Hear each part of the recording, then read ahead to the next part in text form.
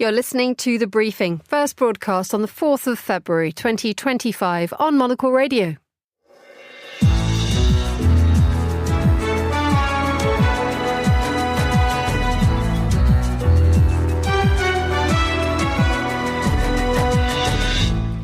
Hello and a warm welcome to The Briefing, broadcasting live from Studio One here at Midori House in London. I'm Emma Nelson, and coming up on today's programme, the retaliation begins. China slaps tariffs on the import of American goods after tariffs imposed by the US begin to kick in. We'll have the latest. Also ahead in the next 30 minutes. And if the government of China in a conflict tells them shut down the Panama Canal, they will have to. The US Secretary of State tells Panama to change its policy on the canal. We'll look at Washington's intensified focus on its own backyard.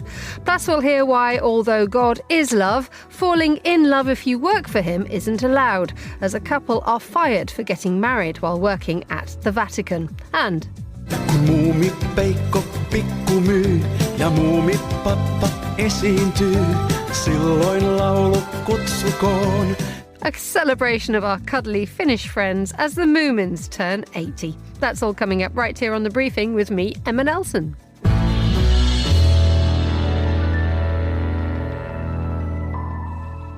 In the last few hours, China has imposed counter-tariffs on US imports. The move came just after President Donald Trump placed an additional 10% levy on the import of Chinese goods, and that kicked in at midnight local time. To tell us what is happening and to offer some context as well, I'm joined now by Isabel Hilton, founder of China Dialogue, a visiting professor at King's College London's Lau Institute, and a regular voice on China here on Monocle Radio. Welcome back, Isabel. Good afternoon. Hello, Emma. Good to hear you. Could you just explain to us then, there's been a very busy 24 hours. Who's imposed what on whom? Well, moving on from Canada and Mexico, which has gone into a sort of temporary suspension, attention turned to China, and the United States seems to have imposed, or is threatening to impose, 10% tariffs on China across the board. Now, this is rather less than it was threatening to China and Mexico. But while we're waiting for a promised phone call between Xi Jinping and Donald Trump, China has retaliated. And China has retaliated by imposing tariffs on US coal and oil and liquid natural gas. Also, some rather sort of curious things. The Commerce Ministry put PVH Group, which is an American clothing company whose brands include Calvin Klein and Tommy Hilfiger, on China's unreliable entity list, which essentially labels them a national security blacklist. This appears to be in retaliation for a measure that the United States took, which has inhibited the capacity of companies like Shein, the Chinese clothing retailer, to mail directly into the United States. So there's a lot of tit for tattery going on here. But the other thing that China has in its locker, and we've had a little whiff of this, they have put export restrictions on around a dozen, more than a dozen actually, rare metal products and technologies effective immediately. These are things that the US industry requires that are very, very hard to find elsewhere because China has a virtual monopoly, and that could certainly hurt. And so a little bit of baring of the teeth going on both sides. There is also the investigation being launched as an antitrust investigation into Google in China, isn't there? Yes, which is curious since Google is actually banned in China or doesn't operate in China because it can't operate meeting Chinese censorship laws. It is installed on Chinese phones which sold in Asia, and that's pretty important. It means that there's advertising revenue, and there's also a kind of but they are installed on Chinese phones, not operating in China. However, that's not really going to have an effect immediately because, insofar as they are already installed on Chinese phones, insofar as those phones operate in Asia and not in China, then, there's not much that will change there. What will this look like to Americans and indeed Chinese in terms of what you can buy, how much things will cost, and indeed the effect on daily life?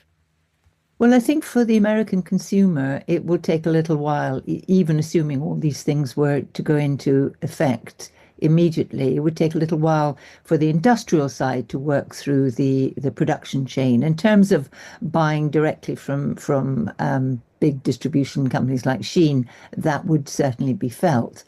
As far as American industry goes, that could certainly create immediate shortages and difficulties. China, I think, is anticipating that there is going to be a conversation with Donald Trump that rather has happened last time. They will negotiate an agreement to buy, for example, more agricultural produce from the Middle West. Trump will declare it a massive victory like you've never seen before, and things will settle down in some respects. You know, if China banning very large American cars from the Chinese market really makes no difference, since the Chinese transport is electrifying at a very rapid clip, and there is very little demand for those goods anymore in China. So, you know, I think we're at the kind of highly symbolic exchange. It's what you might call price discovery. Everyone is, you know, showing the size of their weapons and things that they could threaten to deploy. But we haven't actually got to anything that's going to have an immediate impact. The Americans, or the Trump administration, has imposed the tariffs from midnight from today. But the implementation of the Chinese tariffs on the US is holding off for another 6 or 7 days. There is therefore a possibility that discussions can be held to try to cool things down a little bit. I mean, we've seen with Canada and Mexico, personal conversations with prime ministers have pressed the pause button on the tariffs that were due to be imposed by the Americans on that. There is a likelihood that Donald Trump will talk to Xi Jinping in the next few days. Is that going to be the moment when we actually see what's really going to happen?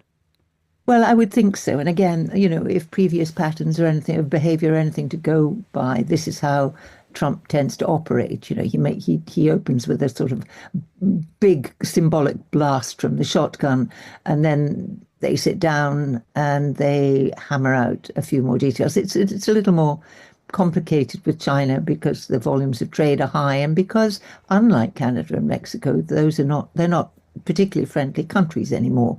So there will be quite a lot of geopolitical maneuvering going on, as well as the trade. But I think in terms of, you know, whether the tariffs will, whether China will go ahead with its tariffs will very much depend on the content and the tone of that call. China also, you know, has its domestic politics. Xi Jinping will not want to be seen to back down in the face of threats from Donald Trump without getting something quite significant. China has been quite gentle in its response so far to the kind of posturing that we've seen in Washington. And it seeks to portray itself as the sensible, trustworthy partner, the power that upholds global norms when the United States is busy wrecking them. But Xi Jinping can't be seen to be pushed too far. He could, of course, buy less soybeans, corn and wheat, which is a big market for American exports. Actually, it's the thing that they buy most of. So he still has ways of pressuring Donald Trump to a more reasonable position. Isabel Hilton, thank you so much for joining us on Monocle Radio. You're listening to The Briefing with me, Emma Nelson. The time here in London is 9 minutes past midday. In a little while, we'll be finding out what's happening with the Panama Canal as the US Secretary of State Marco Rubio tells it needs to change the way it manages it. But first, a look now at the latest news headlines. Here's Carlotta Rebello. Thanks, Emma. US President Donald Trump is to meet with Israeli Prime Minister Benjamin Netanyahu, the first foreign leader to meet with him since he started his second term. Trump reviewed the discussion at the White House, calling it a very big meeting, but said he has no guarantees the Gaza ceasefire is going to hold. Rwanda-backed forces in the Democratic Republic of the Congo have announced that they will pause their advances across the east of the country for humanitarian reasons. The United Nations says that at least 900 bodies have been recovered from the streets of Goma, but that the actual death toll is likely to be significantly higher. And the number of North Korean defectors who arrived in South Korea in 2024 is up by over 20% compared to the previous year. Women continue to make up the majority of defectors. Most enter South Korea via Southeast Asia or had long resided in a third country after escaping North Korea before the COVID-19 pandemic. Those are the day's headlines. Back to you, Emma. Now, this year's World Economic Forum was a first for Africa House, making its debut on the promenade for discussions and deal-making on the continent. The big theme was all about investing in its digital economy and its ever-growing under-30 population. Tara Saigarandi is Managing Director at Cultivate Ventures and part of the Africa House team, and she sat down with Monocle's Tom Webb to talk about the ambitions of Africa's presence at WEF. As someone who is an African diaspora, born in Zimbabwe, grew up in England, have lived globally, I've independently been part of a movement of diasporans who have been keen to get African voices heard at the table.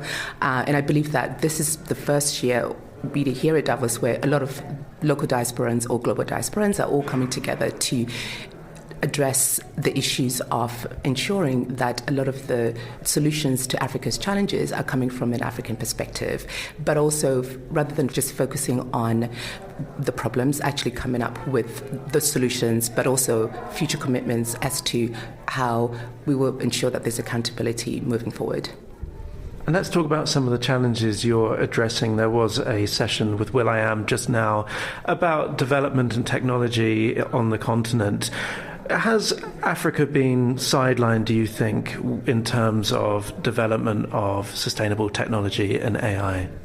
Yeah, so what's actually interesting is a lot of this stuff has already been happening in Africa. I think one of the challenges is that African voices haven't always been heard. So one of the big aims of Africa House is to amplify what is already happening on the ground. Obviously, there's way more to go. Africa is comprised of 54 countries. Sometimes we forget that. So I think one of the challenges moving forward is how do we all collaboratively put together the right strategies to ensure that development happens in the right way, but also as we think about the population growth in Africa over the next several years, that the continent is ready and ripe to take advantage of its positioning. Now let's have a quick look at the programme that you've got here. You've already moderated some sessions. If you could talk about those and what came from them, but also maybe something that you're most looking forward to. Absolutely. So I moderated a panel on Monday that was focused on the role of the African diaspora. And on the panel, we had the foreign minister of the government of Lesotho and some other panelists as well. One of the key things that came out of that conversation was thinking about how the African governments can better engage with what we call the new diasporans. So these are people perhaps born in Africa but now live somewhere globally, but also the older diaspora, which is, for example, African Americans who they left the continent a long time ago but have a vested interest in going back. Another really good example too was the fact that the government of Lesotho is highly engaged with its diaspora, and I think they're serving as a model as to how other governments can think about engaging with the diasporans. So moving away from just the remittances back to the original country, but actually thinking about investing those funds, thinking about better ways of integrating the diasporans and ensuring that they're part of the ongoing conversations. And you were saying earlier that Africa is ripe for development, ripe for investment. Why 2025? Why has Africa House made such a statement at the World Economic Forum this year? I think one of the biggest reasons is that it's the collective energy of the people that have been working on this. So obviously there has been representation of Africa House at prior Davoses. I honestly feel like it's just, you end up having to create your own future, so to speak. And I think that people are now really listening, because one of the feedbacks that I always hear from a lot of people who are not from Africa is, yes, there's always talk of the time is now for Africa, but we're not seeing any movement. But to my earlier point, there are things happening on the ground. So one of the things that we've really tried to do this year is to highlight concrete examples of what is actually happening on the ground, to then demonstrate that, yes, this is not just a come think about Africa, but actually be part of the movement because the train has already left the station. And finally, can we end with one of those concrete examples that you're most excited about? For me, it's the 50 by 35 initiative, which is projecting that by the year 2035, we will need to ensure that $50 billion worth of investment is made towards empowering the future workforce. And it's been really interesting to see, for example, the likes of Imperial College London, who have recently opened their Ghana hub, in addition to all their other global hubs. So that, to me, is a commitment that, yes, organizations are actually focusing on tangibly investing and actually doing things in Africa. And I'm sure we also heard today with will.i.am's commitment as well to advance robotics and learning and STEM education in Africa. So for me, again, it goes back to the idea of how do we integrate the African solutions into solving the challenges that only we understand best. So I'm excited for what that looks like. That was Tarisai Garande talking to Tom Webb at the World Economic Forum. You're listening to The Briefing on Monocle Radio.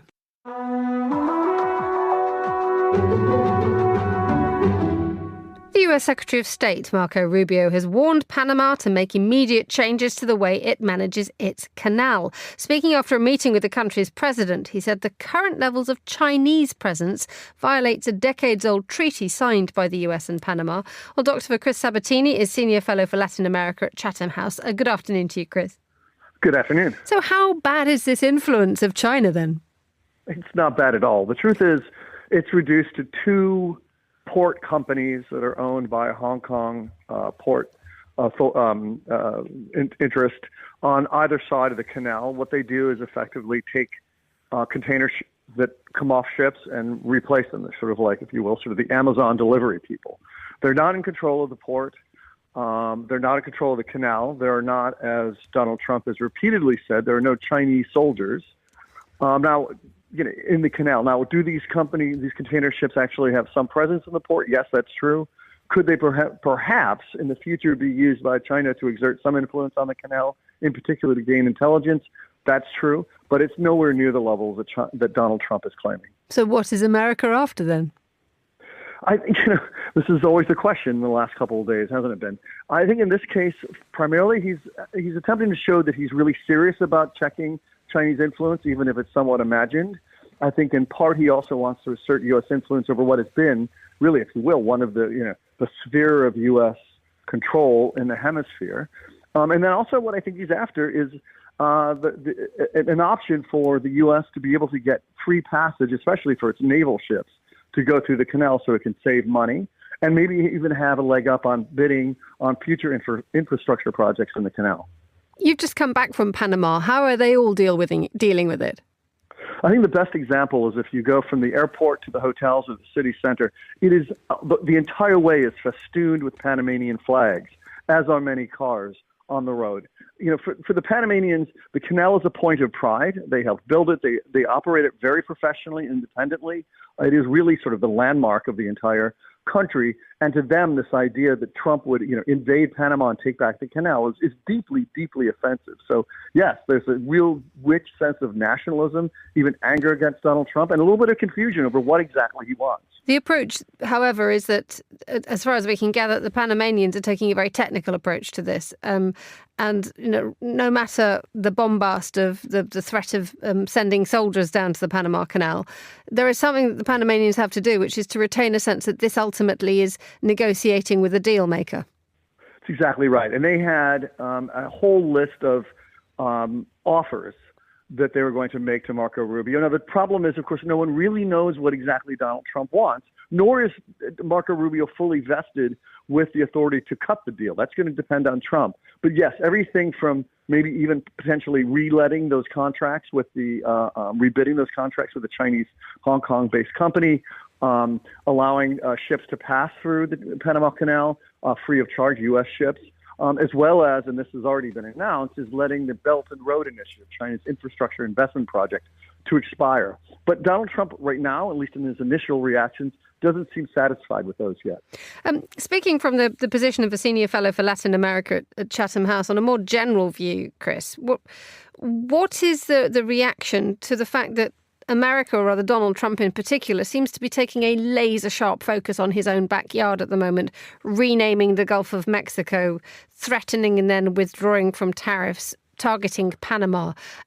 Is there a sense that, is there sort of a collective reaction from the region, or are individual countries just being sideswiped and then trying to work their way through this? There are two reactions. The first is a sense of where is this going? It doesn't really seem to have any sort of strategic sort of direction. This upsets over 40 years of partnership between the U.S. and Latin America, which obviously was an unequal partnership, but this sort of turns it completely on its head.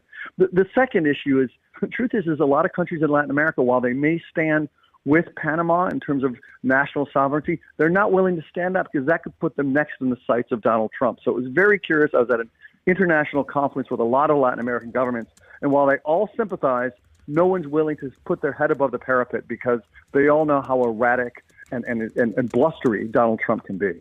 Dr. Chris Sabatini, thank you so much for joining us on Monocle Radio.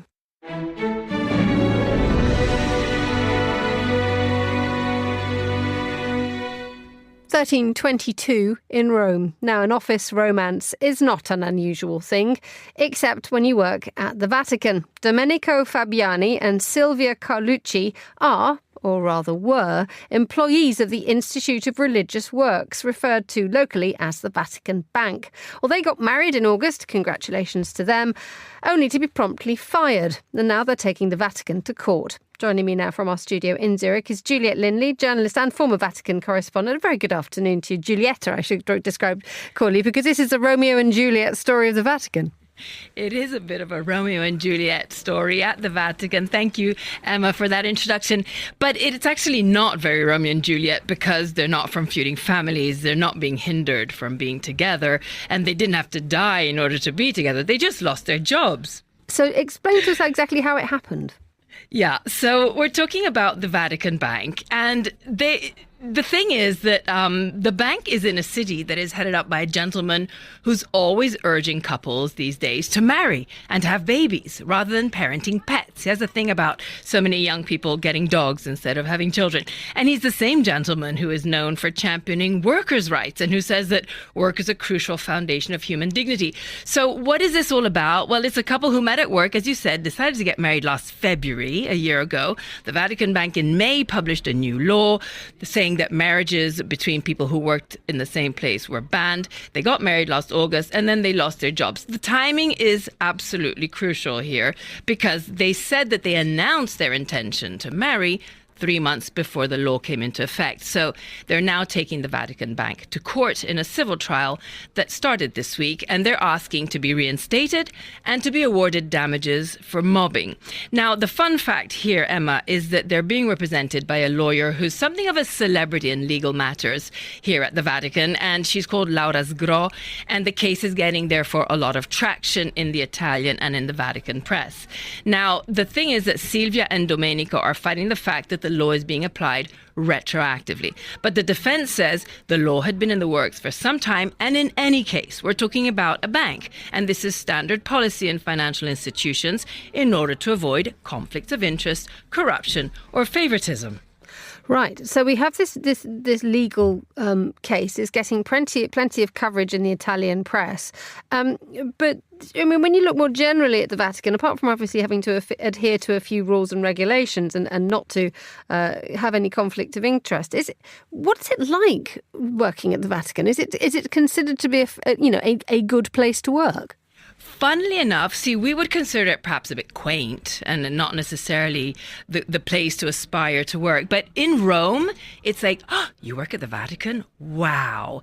And it's not necessarily because you have such close contact potentially to the head of the global Catholic Church or anything. It's more that there are a lot of perks. Perks like you have a tax-free income. You have access to a duty-free petrol station, no joke, Emma. And you have access to a tax and duty-free supermarket and pharmacy, and even a tax-free shop, seriously, that sells designer clothes and accessories, and even electrical gadgets and things like that. Plus, in some cases, you would have access to below-market rents in some of the Holy See's buildings in Rome.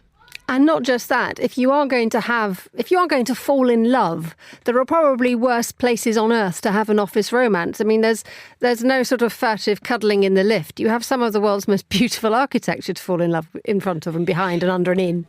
Imagine canoodling in the atrium of the Sistine Chapel, or scuttling down the corridors of the Vatican museums hand in hand, or just walking in sunny St. Peter's Square, weaving in and out of Bernini's colonnade. I mean, the opportunities are endless, Emma, you've got to say. It's an absolute knee trembler. So what's going to happen at the end of it? Do you think this couple will win? Good question. You know what? They've tried to find an out-of-court settlement, and the defense is saying we tried in every way for reconciliation. We didn't manage. I mean, all it would take is for one to keep their job at the bank. One of them is allowed to, and the other could be maybe positioned in another department of the Vatican. They could both maybe get a massive payoff and just live happily ever after as Romeo and Juliet. And otherwise, you know, your guess is as good as mine. That's why all eyes are now on this Vatican case. Juliet Lilly, thank you so much for joining us on the line from Zurich.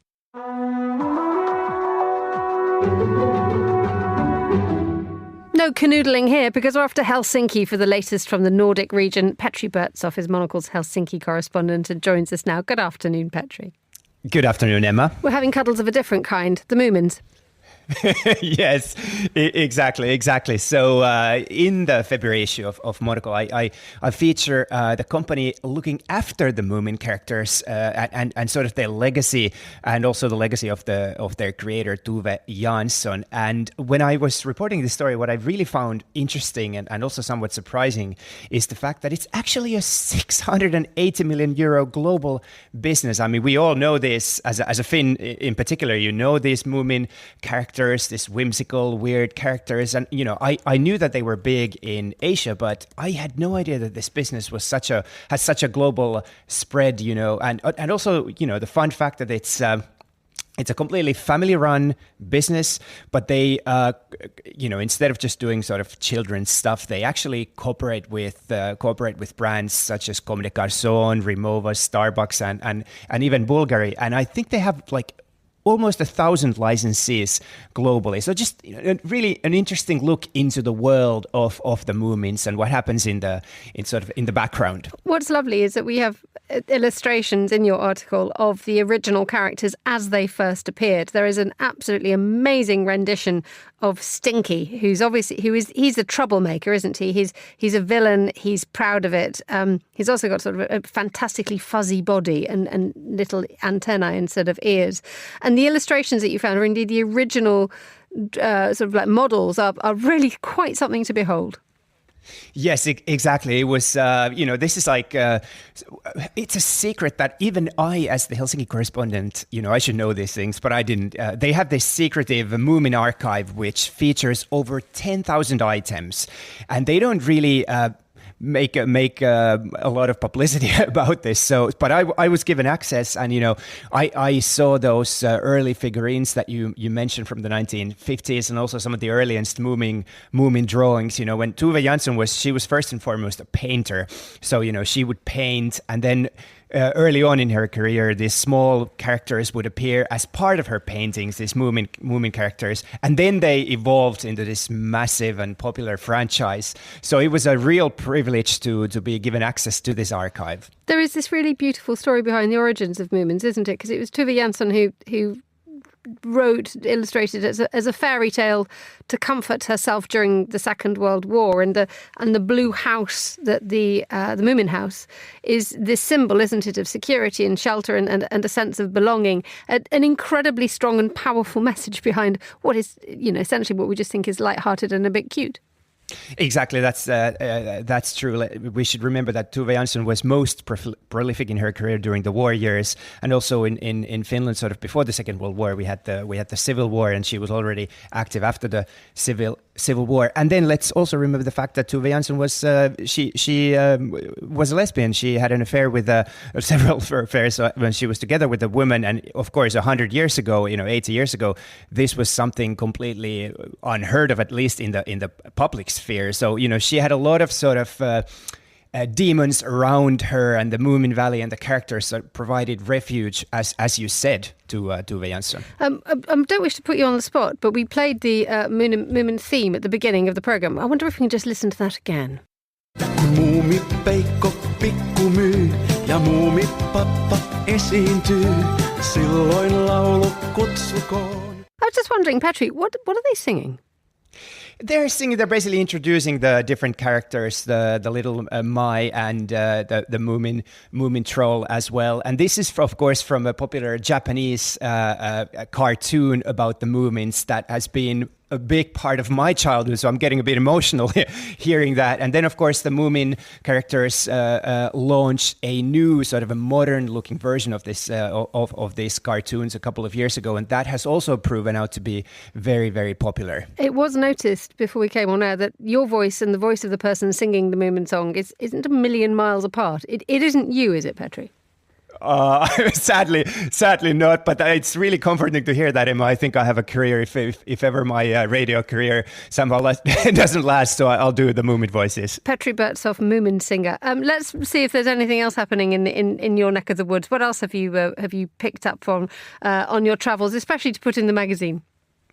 Yes, so another story I had in the magazine was the new amazing, beautiful wooden head office of the Finnish forestry company Stora Enso, and it is this like stunningly beautiful building in the Helsinki harbor. And what makes it so special is just the sheer amount of wood they used in the building, which, you know, I think it was something like over 7,000 cubic meters of wood. And this is, mind you, this is natural wood. You know, you walk into this office, and you know, this is one of the largest companies in Finland, so you sort of expect this corporate surroundings, but it's almost like this natural wood like lends this office such a soft and human touch. It feels like you're almost like stepping into someone's summer villa in the archipelago. So I reported on this head office and also spoke to the company's CEO, Hans Solström. And what were you? What did he say about the way and the decision that they made to build a headquarters made in such a natural way? Well, I mean, it's one of the biggest forestry companies in the world, and you know they want to, of course, showcase what can be done with wood. So it was almost an inevitable choice for them to feature a lot of wood in the new head office. But also they had a lot of expectation, a lot to live up to, because their longtime former headquarters is an iconic Alvar Aalto designed modernist landmark, not far from the new HQ, and people had a lot of expectations. So it, you know, this needed to be a statement piece. This needed to really be a new Helsinki land, but also because it's the way it's located. It's a prominent feature on the Helsinki skyline, so you will see it in all the postcards in years to come. And very handsome it looks too in the latest edition of Monocle magazine. Finally, I know you're desperate to tell us about what happens when you get a drunk driving conviction in Sweden, but for flying a drone. Yes, indeed. I just to be clear, I don't speak from personal experience. I read this in The Guardian. So in Sweden, there's been a man has been convicted for drunk driving a drone in what is thought to be the first case of its kind, at least in Sweden. I don't know if you've had anything like this in the UK, but anyways, a 55-year-old man was found guilty. This happened in July of flying the device at a classic car event in the town of Rättvik in Dalarna in central Sweden, and it's a big event, so they had a temporary no-fly zone. But somehow this man piloted the drone under the influence into this no-fly zone, and when he was busted, he this is a classic, of course. He blamed a friend who had just magically disappeared when the police arrived. He said, "No, it wasn't me. It was the other guy." But yeah, this is understood, as I said, to be the first case in Sweden in which a person has been prosecuted and convicted of drunkenness while flying a drone. So maybe this is a sort of sets a precedent for drone flying. Because I mean, let's face it, it's super annoying, and you know, we need more rules. It's happened to me when I was on a beach relaxing. And then I just hear this buzz from above, and you know, there's like, what can I do? There's, you know, I can't institute my own no-fly zone. I can maybe pick up a rock or something, but I guess that would be a crime as well. So, we need more rules when it comes to drone flying, and Sweden is showing the way. Don't fly a drone near Petri Bertsov, ladies and gentlemen. It will not end well. Petri, thank you so much for joining us on The Briefing. That's all the time we have for today's programme. The warmest of thanks to all my guests and to the producer, Tom Webb. Our researcher was Maisie Ringer and our studio manager was Lily Austin. The Briefing's back at the same time tomorrow, but for now, from me, Emma Nelson, goodbye. Thank you very much for listening.